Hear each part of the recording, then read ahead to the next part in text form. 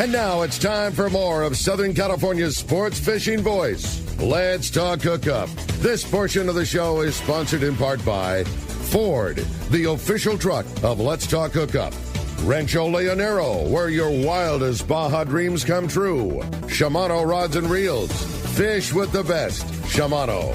Here we go. Another great hour of Southern California's sports fishing voice. Let's talk hookup. Here's Pete Gray, Rock Cod Rick Mexa, and Corey Sandin. And welcome back. Hour number 2, Let's Talk Hookup, right here on the Let's Talk Hookup app and the Mightier 1090 ESPN Radio. Pete Gray here, Rock Cod Rick Mexa. We're in the world headquarters of Let's Talk Hookup, right next to the San Diego Landings in Point Loma, with Captain Todd Mansur from the Boardroom Charters and his lovely wife Corinne, talking swordfish, talking bluefin, a whole bunch more. Talking good times. Yeah, we're having a great time, and we'd love to hear from you. If you want to join in on the fun, give us a call this morning at 213-432-1090. Again, 213-432-1090, or send us a text on the Let's Talk Hookup app. Again, as we said, the only way to send a text is through that Let's Talk Hookup app, and boy, lots of great texts coming through. We're going to be reading a bunch of them here in the second hour, and giving away a killer prize at the end of the show today, a brand new pair of Costa Del Mar sunglasses. You're going to get a certificate that'll allow you to order any pair from CostaDelMar.com, and if you've got a little left over on your $300 gift certificate, man, hook yourself up with some of that killer Costa swag. Yeah. Sunglass leashes, performance shirts, coolers, all that great stuff. So, yeah, check it out. A brand new $300 gift certificate going to one lucky caller or texter at the end of the show today. Yeah, for sure. Well, phones are packed, Rick. They want to talk to Todd. Let's jump into it. We're going to talk to Ben. He's calling us from Carlsbad this morning. Good morning, Ben. Welcome to Let's Talk Hookup. Good morning, everybody. Great show as usual. Hey, I'm going to ask Corinne and Dawn a question. I know those marlin come in some strange colors. Have you ever seen an oddball like a albino or something like that? No, I've heard of it, but I've personally not seen one.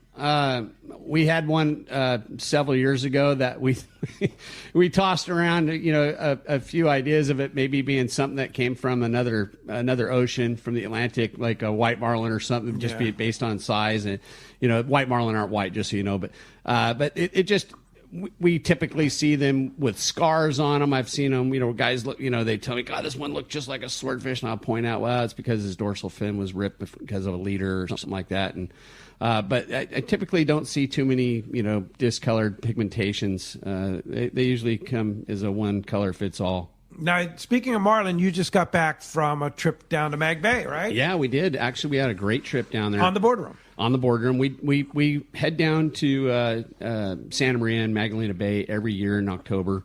And we fish our way down, and this year, boy, the fishing on the way down was exceptional. It was hard to just get below Cedros. There was so much tuna up here, and that yellowfin was just, stacked like garbage. Between Collinette and the Ranger Bank, couldn't hardly keep a lure in the water. We're traveling, so jigs are going off every 2 minutes. You just there's a lot in there trying to get somewhere. Get them out of the water. But of course, we've got some different restrictions down there as far as how you can fish in certain areas. So we don't fish Cedros anymore. That's a great place to go and get one of those local boats there through Cedros Adventures, Cedros Sport Fishing. Any boat over 35 feet is not legally allowed to fish the island anymore. So we just kind of pass by that. But I tell you, getting down there to San Pablo and that area down there, down below the yellowtail fishing was exceptional on our trip down that night. In fact, we just kind of just a little above Hippolytos, coming into the sunset, and you're almost to the top of the ridge. You just now went from temperate to tropical. Yeah. It's that transitional area. I told my crew members, I said, hey, you know what? Go ahead and put a blue marlin spread out. We'll do a little sunset blue.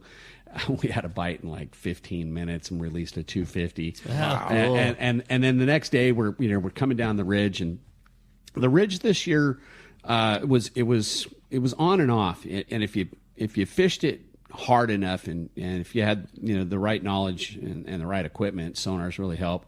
You're able to do pretty well on the wahoo. The yellowfin tuna and the yellows were wide open. It was all you wanted. And the Dorado, they were almost, up here, the Dorado fishing we had last season was historical. Yeah, it really historical. I've been doing this my whole life, and when I say that, I've been doing this. I've seen our industry change. I mean, I've been doing this a long time, and tackle, equipment, the amount of boats, and just everything that goes along with it. And this last season, the Dorado fishing up here was something. Yeah, especially right off of Dana Point there. I mean, that was like zero. Yeah. Yeah, I mean, it was just, and you talk to guys like Carl. He's flying over this stuff, and he's explaining. It's unfathomable. I've never seen this much Dorado in our water. Or open water foamers. Just open water Dorado. yeah, just foamers. Yeah. I mean, so anyways, down there on the ridge, we're picking off pretty good Dorado fishing. You get one behind the boat on a lure, and you can pitch baits back and catch all you want. Throw a handful of sardines if you got it, and have them up pretty good. And some pretty good Dorado fishing on some of the shark buoys and whatnot. But the wahoo fishing was fun. We definitely hatched the boat. We do every year. We did pretty well on the wahoo fishing. Our second day out, we had a 81-year-old angler on the boat. He comes down with us. He's been coming down since he was a 71-year-old angler. Actually, he's been coming down since he was a 61-year-old angler. That's cool. Now he's an 81-year-old angler. And I decided as we got to the bottom of the ridge on the second day, I said, you know what? Let's put that blue marlin spread out, man. This water's purple. It looks good. Skippy's popping up everywhere, catching a bunch of Dorado. Got the short corner out. Got the short rigger out. I just love that 5.5 guacamole. Anyways, we didn't even get the long corner out, and that rigger bait went off, and that was a 432-pound blue marlin. Hey, how cool! And then that striper fishing was exceptional. It got better and better and better as the season went on. Guys were doing 40 to 60 fish a day. Getting 100 bites a day on that striped marlin down there. When that stuff starts getting with it, when the bait moves in, bird schools, it just gets. Most people that have never experienced it, you can't even really fathom it. It's just it's remarkable fishery. It really is, and we're releasing them all. Just so you guys know, we do keep one here and there. But we don't typically if one dies or something. So great trip. Great trip. Yeah, great. Good weather too. Oh my God, this year with the weather down there, it started to turn towards early November. We started to see some windy days, but God, the weather down there was just phenomenal. Nice. And then if anybody knows me and the way I fish Mag Bay, I'm not just down there fishing wahoo and marlin.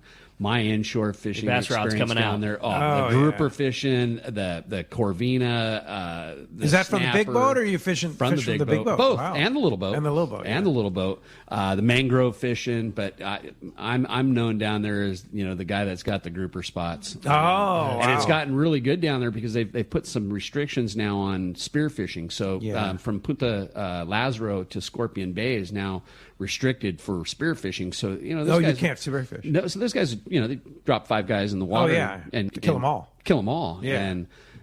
And they're actually and you can't once you put a spear in them, you can't release them. No, and they're enforcing it. The boats were actually there enforcing it. It was really cool. Great. So That's awesome. that fishery increased a little bit. Good. That's great. Hey, I had a great text come through for Captain Todd. It says, Todd, when you catch a swordfish, do you process on the boat before it goes to the market? Also, I've got a question for you on what is your most favorite way to prepare swordfish. Those are both from Todd in Costa Mesa. All right, cool. Great questions. Those are cool questions. So Yeah. we treat harpoon sword fishing is probably the higher end of the swordfish product.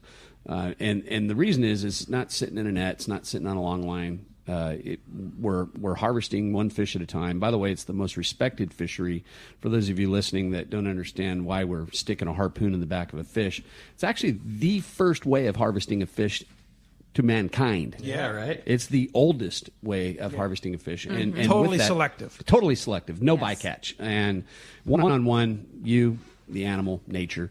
And when we harpoon a swordfish, that fish comes aboard that same day. That fish is then dressed out. So what we call dressed out, you could say that's not processing. It's dressing the fish and getting it ready for processing. So we're taking out, the innards. We're removing the head to the collar. We're removing the tail to the caudal fin. Actually, we're leaving a little section of the tail. It helps with holding a tail rope on there. We're cleaning out the inside of the belly cavity. We make sure there's no blood in the fish at all. And then the way that a few of us, and I'm one of them, preserved our fish on board was every fish was put in a cadaver bag. So we get rolls of these cadaver bags. And so we could then fit a whole swordfish in them.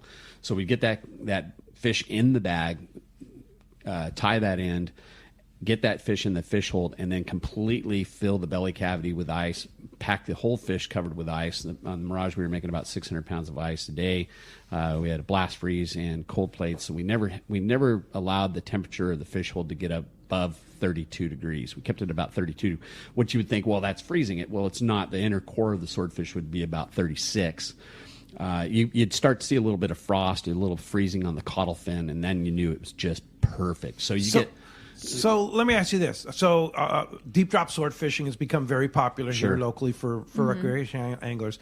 Okay, somebody is lucky enough to catch a deep drop swordfish.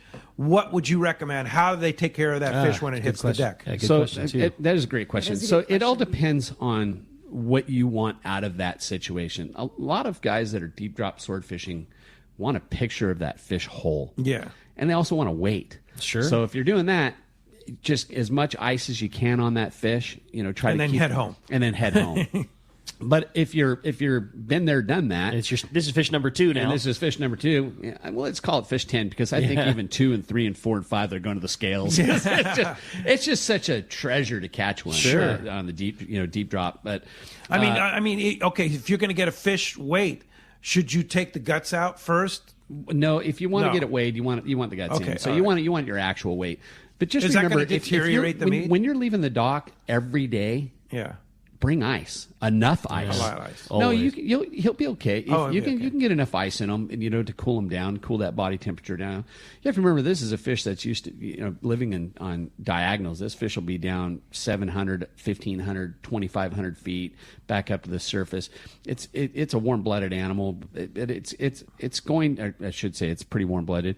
It's going to have a certain heat on it, but if you brought some ice and did it right, it's going to be okay. It's not going to ruin the meat by not gutting it immediately. Now, that's not going to give it a great shelf life. Mm-hmm. So if you aren't removing the guts and the head and the gills and getting all that heat out of there and getting that core meat cooled off right, you're going to have a shorter shelf life. Here's what our shelf life is. This will blow you away if you guys haven't heard this. So from the time I land a swordfish to the time the last steak can be eaten, if it's taken care of right, is 21 days. Wow. No kidding. Wow. Fresh. Fresh. Wow. 21 days. 21 days. So that's unreal. I would have never thought that. So when I bring a swordfish on the boat, and we immediately start dressing this fish out, to prepare dressing the fish out, we scrape the belly, and you can use a steel wool, or you can use. Yeah, I've heard of that. That guys are scrubbing the belly out. We scrub the belly out, and why is that? That slime, that protective coating that they have on their body, rather than scales, it'll actually give you a rash. And when you're in there cleaning the fish out, you don't want to get that on your body. It'll literally give you a bloody rash. So we scrape that all off, clean that off really well, and then we come up with a kind of a cork hole down towards the anal slit, and we come up to the base of the collar. That allows us to open up and start processing out. And then we literally go to where we're using a spoon to get every little ounce of blood out of every edge of every vertebrae to make it. It's a very tedious. It's tedious. Yeah. Then it goes in the cadaver bag. Then it goes on ice, and then it's kept in a fish hold. And if the temperature is never contaminated from the time that we, get the temperature down to the time it goes to the table, you get a great shelf life. So that's why restaurants like Armstrong's back in the day, Blue Water Grill, the Fish Market, all these, the Lobster Trap and, Catalina Island with Caleb, there's a reason why those guys, want that harpoon swordfish.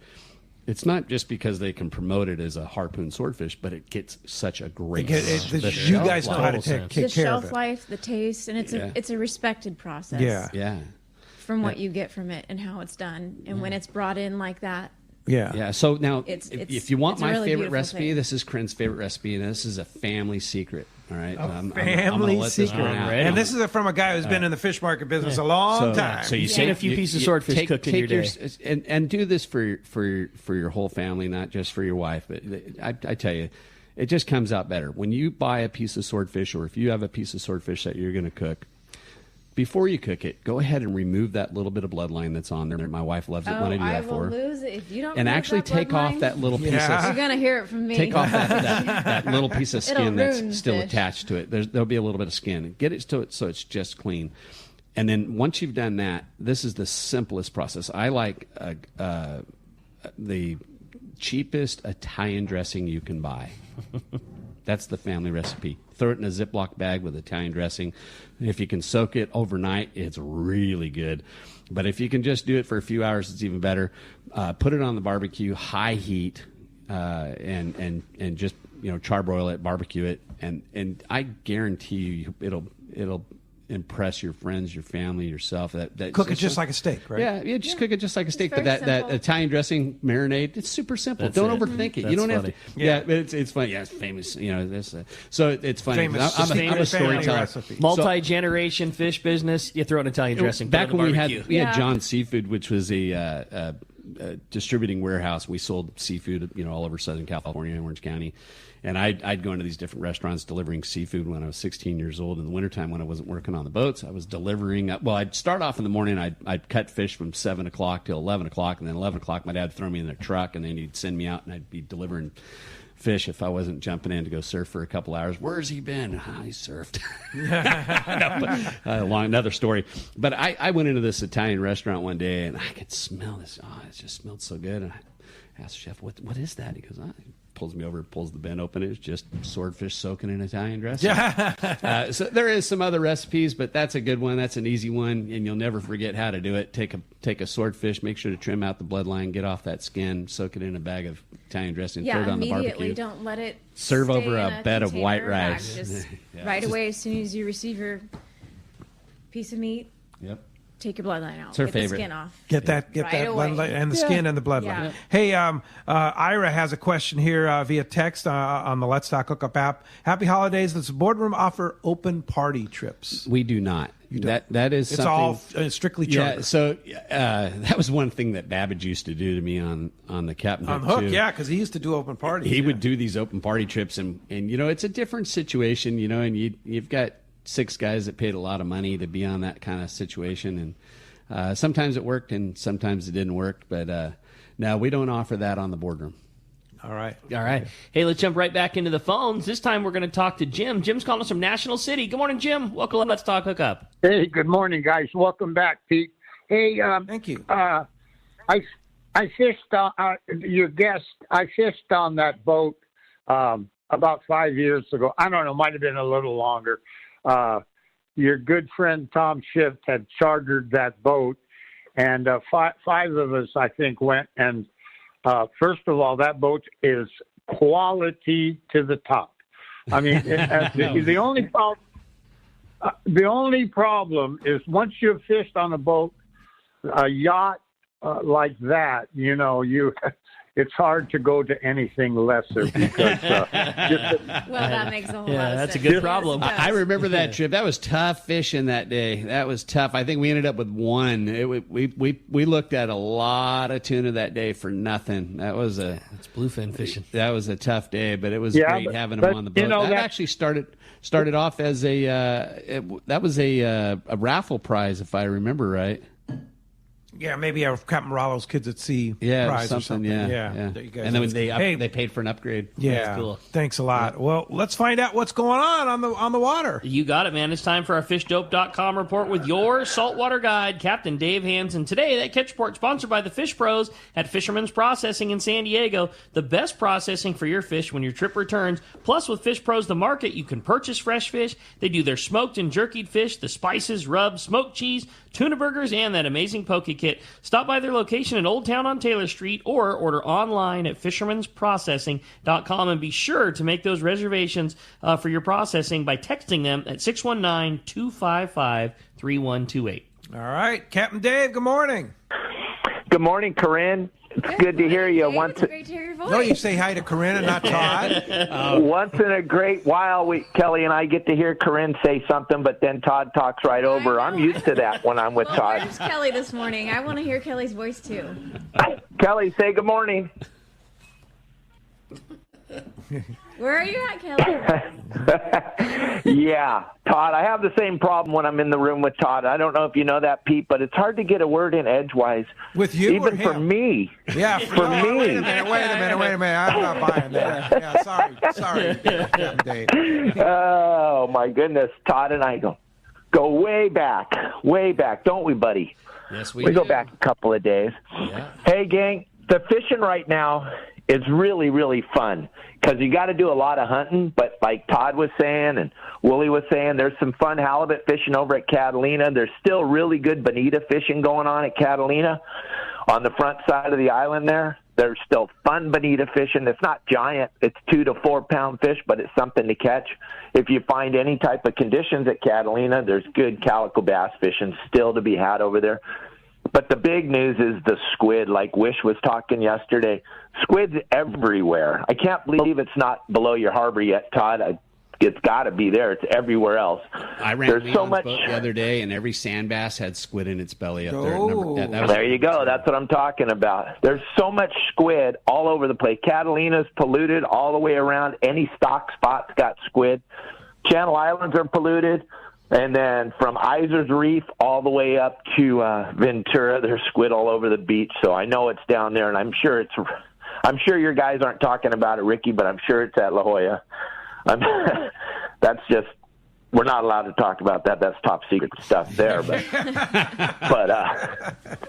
once in a while we get allowed to go fish in that La Jolla area. Some of us old timers get to go down there and actually partake in it. But that's a top secret area there. So you want to watch that, though, because there's probably some migratory fish coming into that fish down there. That squid always perks up that bite of La Jolla. So pay attention to that.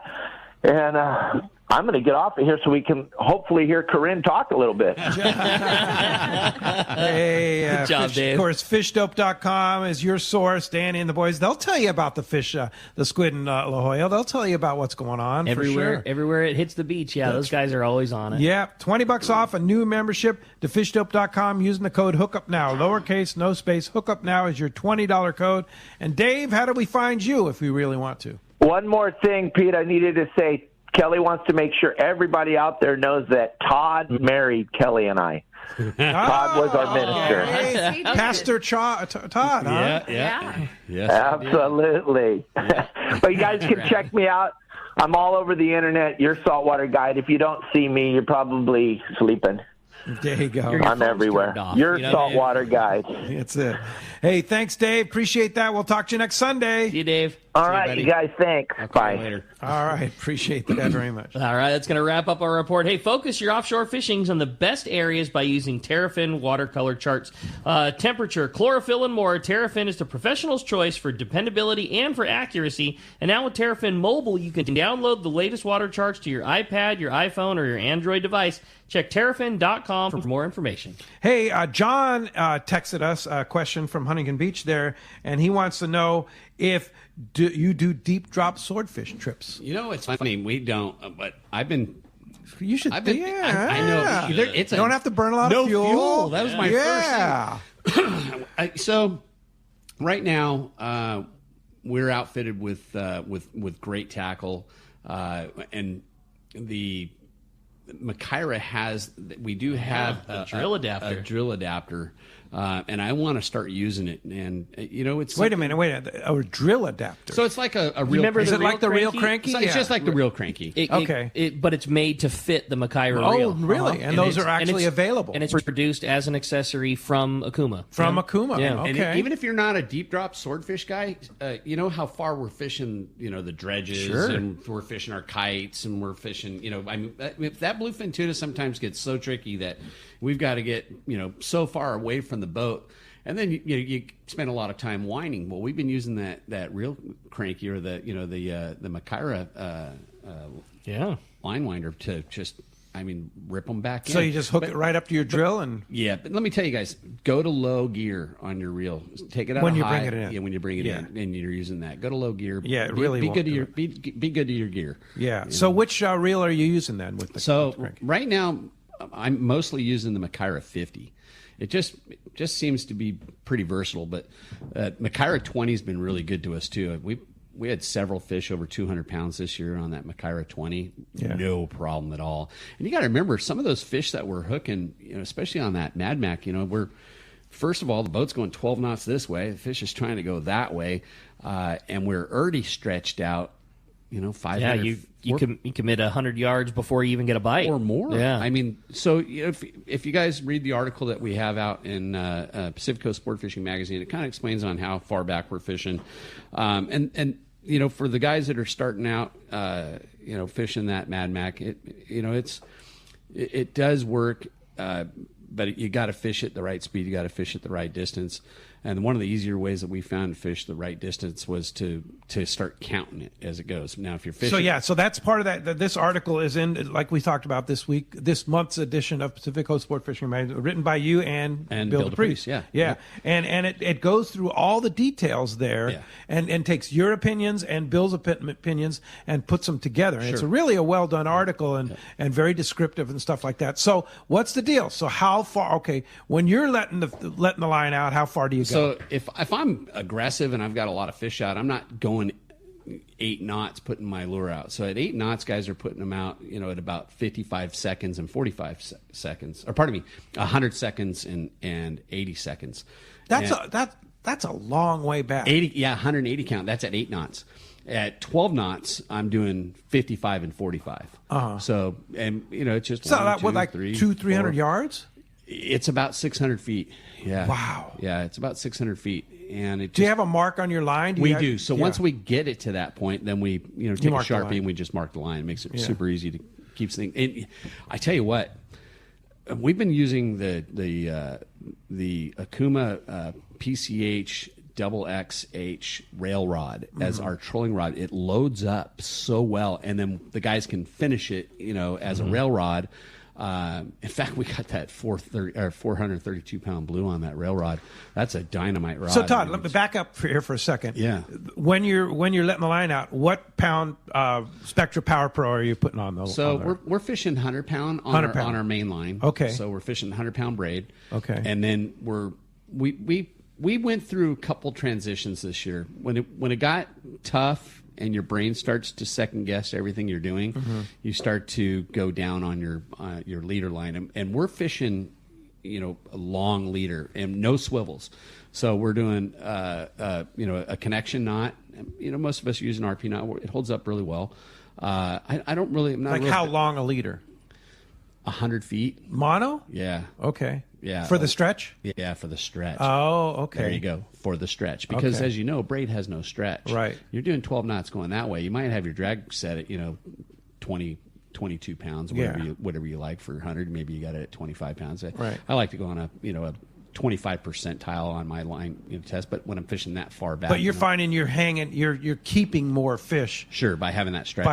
stretch. And we're having to recut, so there's times where it's getting down to 60 feet, or maybe even 50 feet, but we've got a really long leader. It's long, and we were getting down to where we were fishing 130 pound leader, but then we just started, we just went straight 200. And it didn't seem like it. 100 feet of 200-pound mono. Yeah, 200-pound mono. Yeah, and straight tie. If you buy that Iser line, it's really easy to pull off. We're all good fans of Genkai, but if it's just real hard to strip that much leader off. You're sitting there uncoiling it. But if you buy those leader spools of Iser. You're just stripping out, just counting, body lengths, just 6 at a time. Okay. And then you're tying direct without a swivel. No swivels. Yeah. No swivels. There's no swivels. And you found anywhere. you got a bit better doing that. Yep, absolutely. Yeah. So 100-pound Power Pro to 200-pound mono leader. And then the reason why we're doing, if we're putting them out at 12 knots and we're doing one at 45 seconds, one at 55 seconds, the reason for that is it allows the boat to turn. So having them staggered for those that and you aren't fish familiar two with at a time. We fish two at a time. Two You at a can on turn, the corners.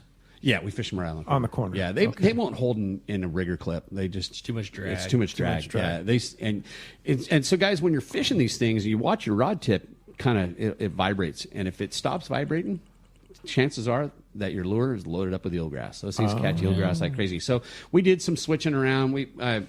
There's guys that were really pro, just doing inline J hooks, but we all switch out our hooks. So those Nomads come with that Australian technology, which has no barb. No barb. Yeah.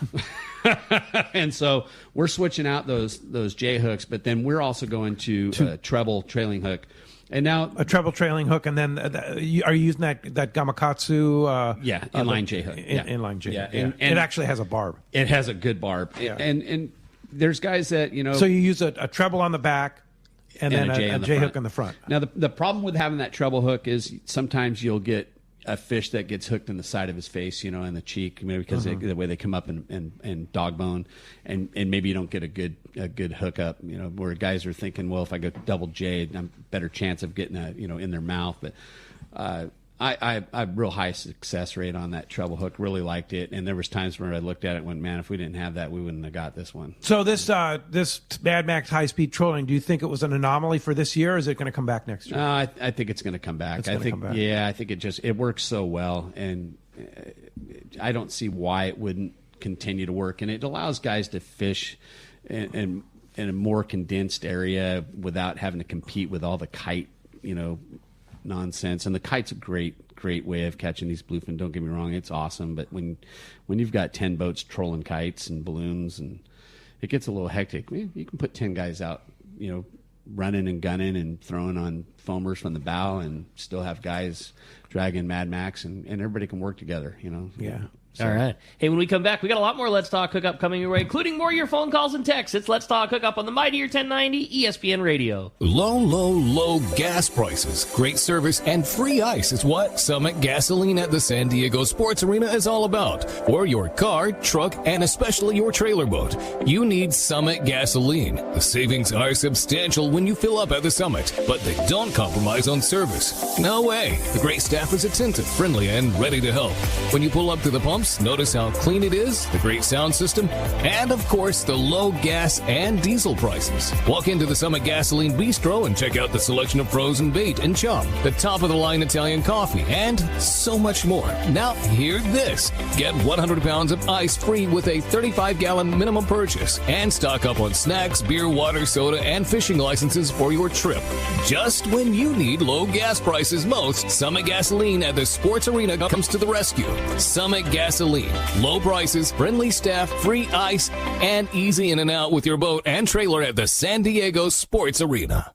Hi, I'm Bart Hall, and I'm here to announce the return of the Hall family shows to Southern California.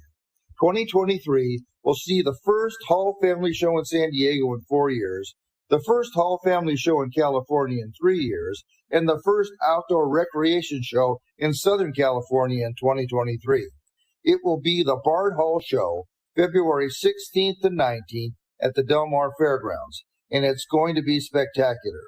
Then we move to the Bard Hall Show, March 29th to April 2nd at the Long Beach Convention Center. Since 1946, millions of happy family memories have been made at this show, and more will be made this year. We thank Turner's Outdoorsman for sponsoring our 75th anniversary celebration. Follow us on Instagram and Facebook at Bart Hall Shows, presented by Progressive. And remember, it's a whale of a show.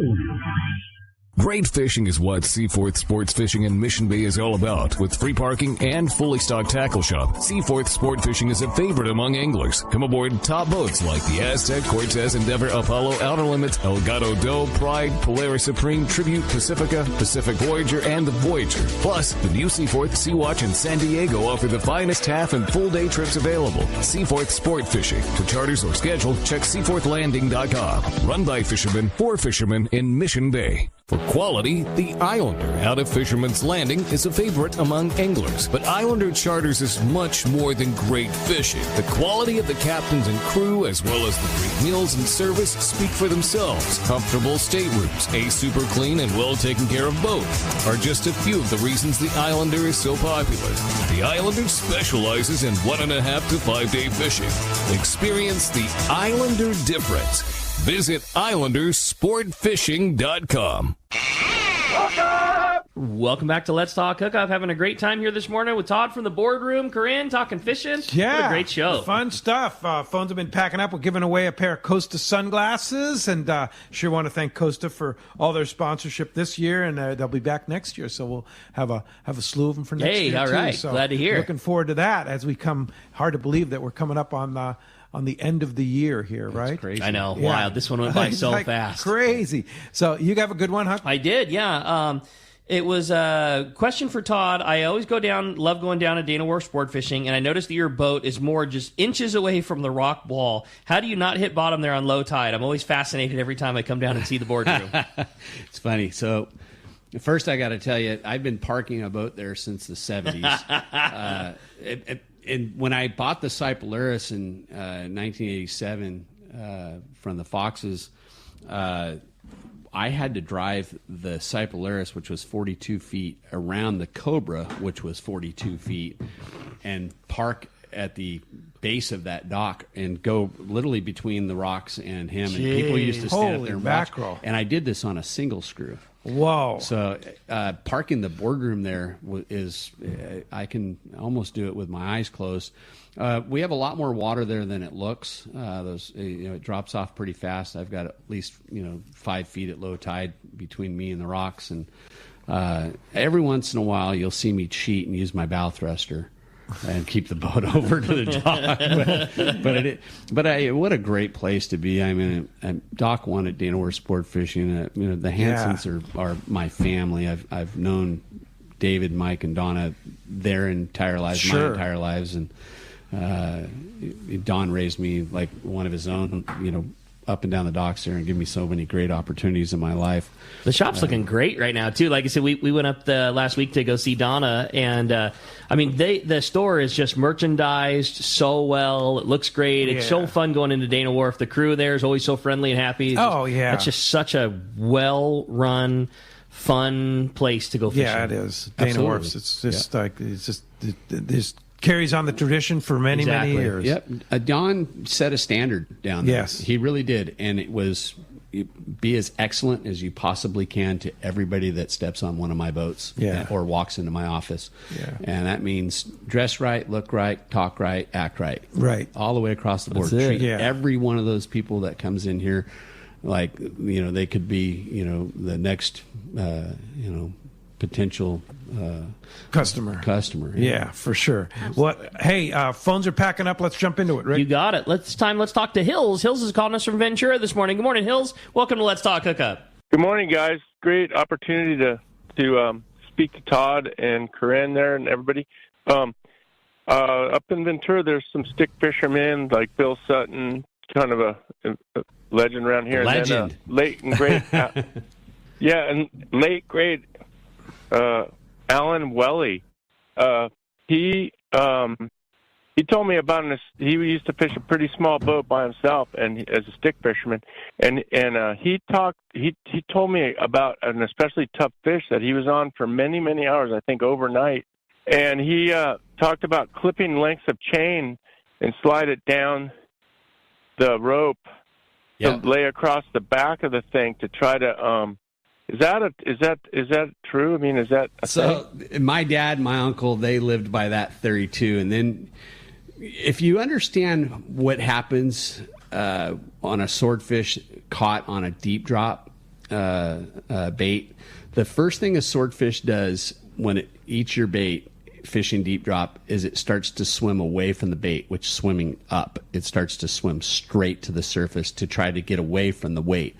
So if those fish were really tuckered, that weight might get them down to where they get to that, that water column that really causes them to finally die. But I found what worked really good was actually putting a buoy on them. So we would pull those fish as close as we got to the boat, and we would have a long line clip attached to our what we called a killer ball. It was a 100-fathom ball. We'd get them as close as we could to the boat, and we'd clip that ball onto the line, and then we'd feed it out. So we didn't just let it go.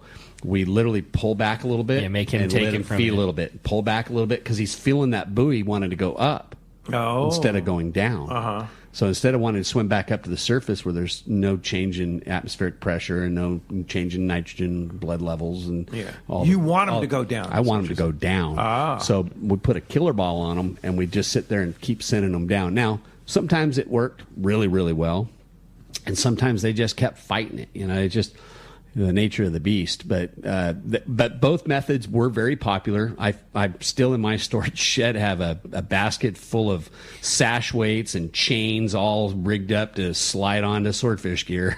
Wow. So has deep drop swordfish kind of taken over for the guys on the plane? Sure. Yeah, it has. And there, for more than one reason, we just haven't had a really good float.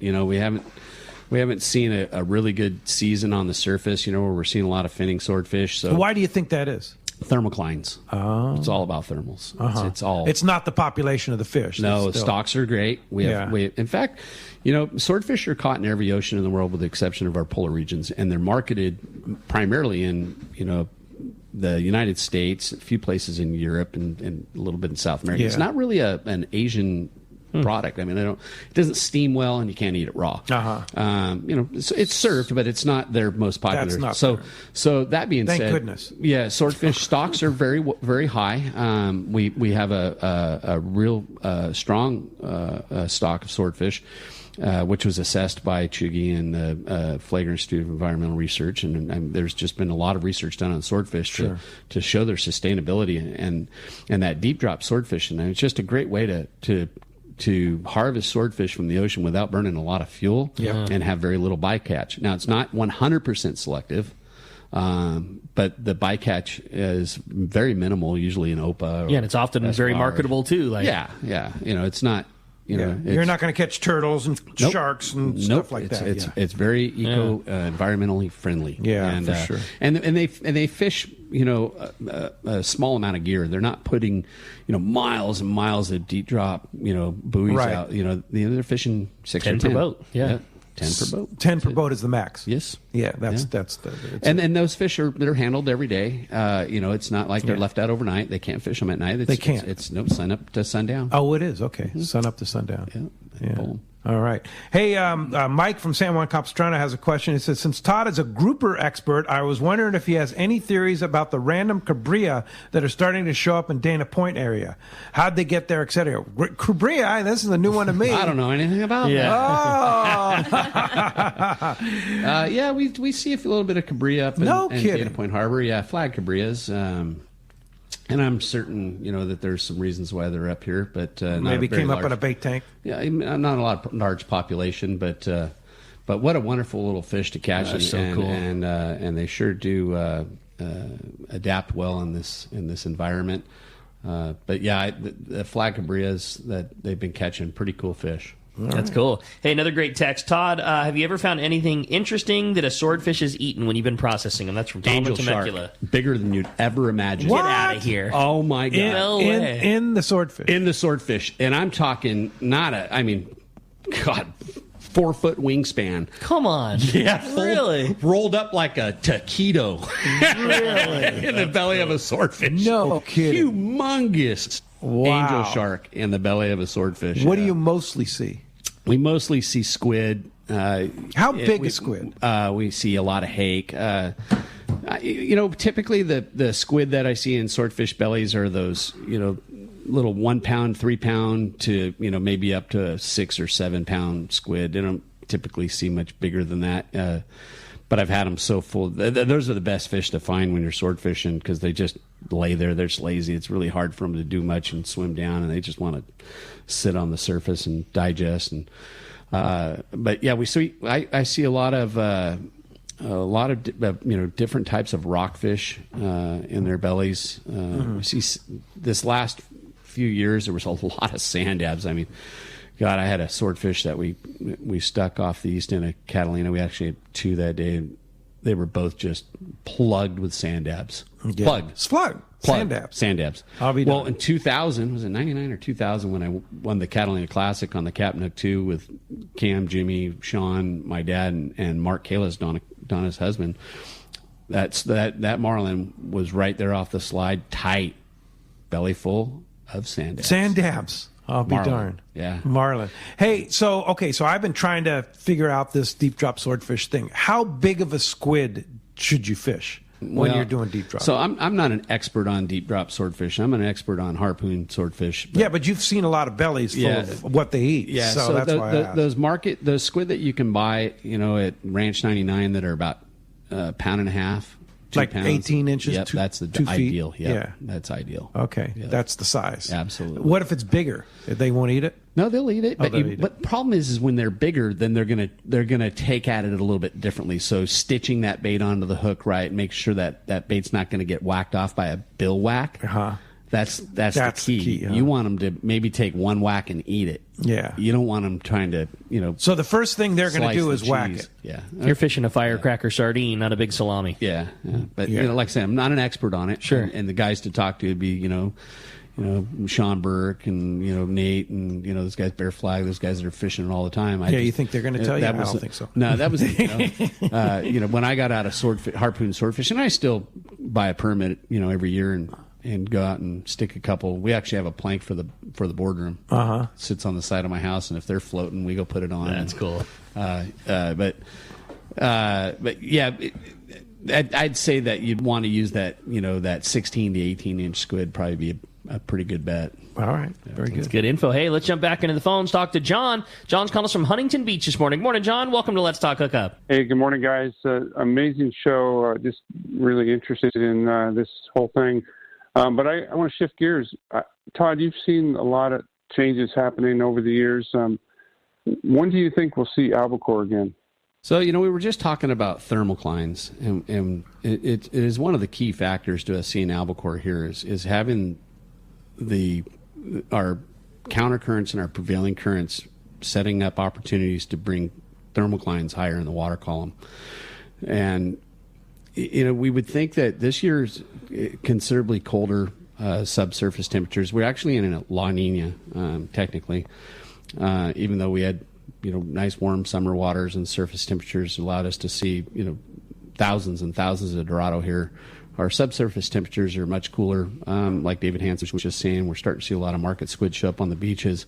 And this is a good sign that things are going into a little different trend where we might see, cooler water, coming up higher into the water column. So if you understand what thermoclines are, basically we're taking cold water from down deep and we're seeing that cold water come higher up in the water column, and we can actually see those thermoclines with our electronics. So as we're running our fathometers, certain depths, we're capable of seeing very, very well the thermocline on our screens. And so as we start to see things line up a little bit better with our prevailing currents and our countercurrents, it's likely here that and I don't want to go out and just say that this could be the year, but this is more realistically the conditions that we would see. This is more normal condition. More normal, yeah. Which is good. Normal is good. But then again, what is really normal? I mean, normal is only 100 years of our history. Sure,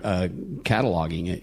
Totally. We don't know what normal is. Yeah. There's billions of years of. They've been swimming there for a long time. Yeah. Where's our sand bass? And where's the barracuda that we used to catch? Right. In May. Yeah, bonita is starting to come back big time now. So things are starting to come back. So, I did a seminar. We did a show about albacore a few years ago because we thought for sure it was going to happen. Yeah, and every year. Well, Pete's got it predicted for next year. Yep, every year. Yeah. Yep. Every year we got it. It's going to be next year. It's going to happen. It's funny. 2023 is the year for sure. My sister and I, and my sister's doing a wonderful job. I got to give Shayla a shout out at John's Fish Market in Dana Point Harbor. She's been managing the fish market since my dad passed away, and before he passed away, he he gave Shayla and I basically the fish market with our stepmom Sharon Mansur, and Shayla's been running it. But anyways, I'm in the office and Shayla's talking to one of our brokers down here in San Diego, and we're talking about swordfish and tuna, and we're trying to make an order, and he says a boat came in here. He's got some albacore on the boat. My eyes lit up, and I go, Shayla, ask him how many he's got. And he says, he's got 3. So I think they were an offshore longline boat. So anyways, I told Shayla, ask him how much he wants for them.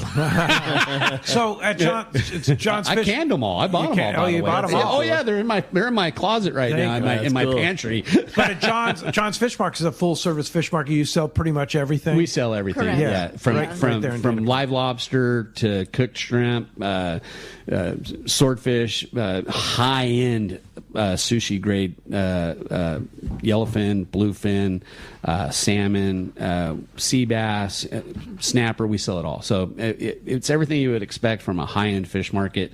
Buying it right off the boats there. Yeah, and when we try to buy as much as we can from our local guys, especially from sustainable fisheries. The rod and reel guys, they're a blessing. It's a sustainability that we look for, and that sustainability that we get from these rod and reel bluefin tuna fishermen and the white sea bass guys. You've got a lifetime of relationships of knowing the guys that do it right, and take care of their fish right. Absolutely, yeah. So we love that. Mark in Fallbrook, Corinne wants to know what drove you to the beautiful ocean. Your father was an angler?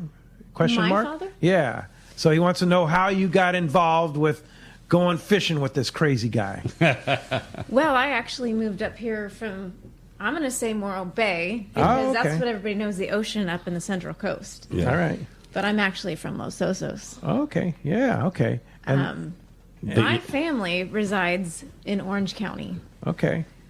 So I met my husband from doing hair. He came in. But you were no kidding. From That's doing a fun what? story from doing hair. He came in, you're right. Got a haircut from me. But were you a fisherman before? I was not. No. You were not. Okay, No. so you put her into this deal. He did. The first thing I said was, can you keep it a little bit above my ears and not make it look like I'm balding? And would you like to go sword fishing? Yes, my husband actually introduced me to it. Yeah, That's okay. awesome. Yeah. And you were hooked right away. Oh, immediately. Yes. Like just took to it immediately. She would. So that when we were fishing hardcore, when we were really doing this, and this is one of the sayings of Lasley: you don't come home until you've ran out of food, ran out of fuel, or have nowhere else to put a swordfish. And I got to tell you, there was a lot of times where we had nowhere else to put a swordfish. No That's kidding. awesome. Yeah, that boat held 36. I could put 36 fish. Yes. And how many days would that be? That'd be 4 or 5 days. 4 or 5 days. Yeah, 6 days, right in there. Yeah, So our real. fish hold was so big, you could, when you were inside of it and there was nothing in it, it was like, a big house inside. Yeah. It would be so full I can stand on top of it and I'd be flush with the deck. Wow, no kidding. That's cool. That was pretty cool. Hey, when we come back, we're going to find out who's got themselves a brand new pair of Costas. Somebody's getting a $300 gift certificate. More Let's Talk Hookup coming your way on the My Dear 1090 ESPN Radio and the Let's Talk Hookup app. Many years ago, Baja pioneer Bob Van Wormer found the area he called the Great Fish Trap in the East Cape of southern Baja and built what is now regarded as the premier East Cape resorts of Palmas de Cortez and Playa del Sol. Today, following in their father's footsteps, Bob's sons, Bobby, Chucky, and Eddie, have taken Palmas de Cortez and Playa del Sol to new levels with the largest sport fishing fleet in Mexico, a luxurious spa, and top-of-the-line resort amenities. Van Wormer Resorts have become a destination for travelers worldwide. But for us, Palmas de Cortez and Playa del Sol are just a short 2-hour flight away. No other tropical fishing destination offers the experience and value that you'll find at Palmas de Cortez and Playa del Sol. Now you can plan your Baja fishing vacation quick and easy by visiting VanWarmerResorts.com. And when you're ready to book, it's quick and easy. Or simply call 877-777-TUNA for more information. Van Wormer Resorts, the East Cape's finest. This is Captain Tim Ekstrom from the long-range vessel Royal Star. With my partners Randy Toussaint and Brian Sims, we have set the bar for the long-range fishing experience. Spring 8-day, summer 5-day, or fly-down, fly-back 11-day winter trip, we deliver the highest quality long-range voyage you will find. From our premium RSW fish storage to our top-of-the-line chefs and crew, Royal Star distinguishes itself from all others. Want to grab a spot on the Royal Star? Check us out at RoyalStarSportFishing.com or call Tracy at 619-224-4764. Want to take your catch from fresh to superior grade? This is Robbie Gant from AFCO. We developed the tools for the EKG process. Circuit Breaker is specially designed to disable the full length of the fish's spinal cord. The memory-resistant wire of AFCO's Circuit Breaker will not bend or kink even after repeated use. Take your fish care to the next level with Circuit Breaker by AFCO. Available at a dealer near you or check out AFCO.com. Like Robbie said, take your fish care to the next level with Circuit Breaker by AFCO. Check AFCO.com or your favorite tackle retailer. Safe travel should always include travel insurance. This is Bob Dawson at Dawson & Associates. We offer many different plans, from one-year plans to single-trip plans. Traveling twice or more a year, an annual plan will cover most every trip that you make. Also, if you get injured on a trip, it'll fly you back home or fly you to a hospital of your choice, and it's worldwide coverage once you're 100 miles from home. So call me at 619-990-3068 or go to safariglobaltravel.com. Welcome back to Let's Talk Hookup. All right, we're going to find out or give away a $300 gift card to Costa Del Mar, and Corinne's going to do us the honors, flipping the coin, whether we have a winner of a caller or a texter. Go ahead, Corinne. Okay, we have a texter as the winner. Congratulations, Mark in Fallbrook. You are hooked up with a brand new pair of Costas. All right, Mark, congratulations. And Todd and Corinne, both of you, great to have you in the world headquarters of Let's Talk Hookup here. Todd, always great to see you. We go back a long way, as you do with many, many people in Southern California. Yep. But if you want to go fishing with Todd, highly recommend it. He is a fishy guy. Boardroom Charters is the deal. How do we book it? So you can go through Dana Wharf Sport Fishing. Okay, they'll book it right through DanaWharf.com and go to Charter Boats. You can find us right there. You can call 949-496-5794. Hit do extension you run 2. year-round? We do run year round, but we are out of the country from October through November. We just got back, so that's our slow time. Anyways, there's not a lot of stimulation to go and charter a 6-pack high-end fishing boat at that time. But you'll fish Catalina in the spring for sea bass, or you fish half-day trips along the coast. Yeah. We do it all. Kind of all that stuff. Right now, guys, there's still tuna here. Oh, totally. yeah. It's not over. Yeah. I mean, I predict we see it all the way through. There's going to be some Christmas counts. Yeah. Yeah. Where's it going to go? Yeah. It's it likes it here. There's still a lot of huge bait, biomass off the east end. Out there at Desperation. Yeah. There's still some schoolies, around the inside of Clemente. It's just amazing. Get them. So all right. So again, Dana Wharf Sport Fishing Boardroom Charters. Thanks, guys. Great job, guys. It was a lot of fun. That. Hope everybody had a great Thanksgiving weekend. And next weekend, another great show. I won't be here, but next Saturday, another Dana Wharf guy, Captain Christian Sakis from Sakis Sport Fishing, is going to be here with Rick and Corey next Saturday. And then next Sunday, by popular demand, Rick and Corey are going to be talking tuna, tackle, and calicos next Sunday, 7 to 9 a.m. Thanks to JP for all he does on the boards and on the phones, and thanks to Adam for all he does out there on our Let's Talk Hookup app, which is so popular. And thank you very much for all your texts and your calls and your support of Let's Talk Hookup. We'll see you next week right back here on the Mightier 1090 ESPN Radio and the Let's Talk Hookup app.